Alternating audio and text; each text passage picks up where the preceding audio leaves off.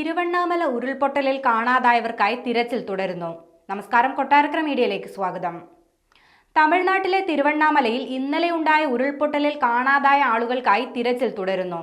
VOC നഗറിലെ 3 വീടുകളാണ് മണ്ണിനടിയിലായത്. രാജ്കുമാർ എന്നയാൾക്കും 7 അംഗ കുടുംബത്തിനുമായി തിരച്ചിൽ തുടരുകയാണ്. സംഭവസ്ഥലത്തു നിന്നും 50 പേരെ ഒഴിപ്പിച്ചു. ഫെയ്ഞ്ചൽ ചുഴലിക്കാറ്റ് അതിശക്തമായ ന്യൂനമർദ്ദമായി മാറിയതോടെ തിരുവണ്ണാമലയിൽ ഞായറാഴ്ച ഉച്ച മുതൽ ശക്തമായ മഴയാണ്. പരക്കെ മഴ പെയ്യുന്നതിനാൽ തമിഴ്നാടിന്റെ പല ഭാഗത്തും വെള്ളക്കെട്ട് രൂപപ്പെട്ടിട്ടുണ്ട്.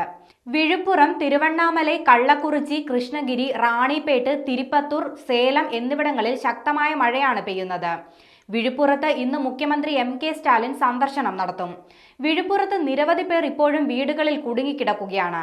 രക്ഷാപ്രവർത്തനത്തിന് സൈന്യവും NDRFും സംസ്ഥാനത്ത് സജ്ജമാണ്. യന്ത്രങ്ങളുടെ സഹായത്തോടെ നിലവിൽ വെള്ളക്കെട്ട് വറ്റിക്കാനുള്ള നീക്കങ്ങളും സജീവമായി തുടരുകയാണ്. വെള്ളക്കെട്ട് രൂക്ഷമായതോടെ ഇത് ട്രെയിൻ ഗതാഗതത്തെയും സാരമായി ബാധിച്ചിട്ടുണ്ട്. ശക്തമായ മഴയുടെ പശ്ചാത്തലത്തിൽ തമിഴ്നാട്ടിലെ പല ജില്ലകളിലും വിദ്യാഭ്യാസ സ്ഥാപനങ്ങൾക്ക് അവധി പ്രഖ്യാപിച്ചു. കടലൂർ, വില്ലുപുരം, കൃഷ്ണഗിരി ജില്ലകളിലെ എല്ലാ സ്കൂളുകൾക്കും കോളേജുകൾക്കും, സേലം, ധർമ്മപുരി, തിരുവണ്ണാമലൈ, തിരുപ്പത്തൂർ, വെല്ലൂർ, റാണിപ്പേട്ട് ജില്ലകളിലെ സ്കൂളുകൾക്കും ഇന്ന് അവധിയാണ്.